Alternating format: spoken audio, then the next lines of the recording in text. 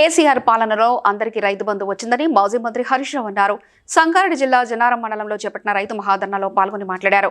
Congress హయాం ORR పరిధిలో ఉన్న చాలా ఎకరాలకు రైతు భరోసా రాలేదన్నారు. వీరికి పెట్టుబడి సాయం ఇవ్వకపోతే 2 లక్షల మంది రైతులతో ఓఆర్ఆర్ పైన వంట వార్పు చేపడతామని హెచ్చరించారు.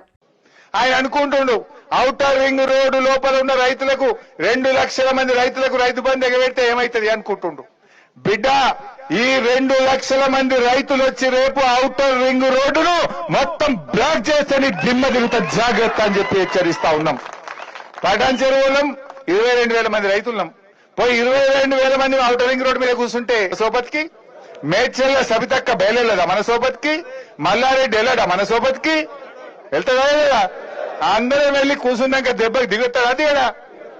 మిస్టర్ రేవంత్ రెడ్డి, రైతులు మరి బయలుదేరక ముందే ఈ 2 లక్షల మంది రైతులకు వెంటనే రైతు బంధు వేయాలని బీఆర్ఎస్ పార్టీ తరఫున డిమాండ్ చేస్తాం.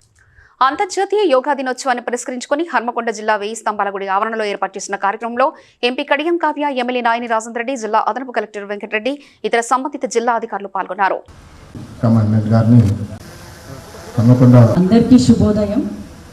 ఈరోజు అంతర్జాతీయ యోగా దినోత్సవానికి విచ్చేసినటువంటి మన స్థానిక ఎమ్మెల్యే నాయని రాజేందర్ రెడ్డి అన్నగారికి వరంగల్ వెస్ట్, మనం యోగా అనేది భారతీయ వారసత్వ సంపద.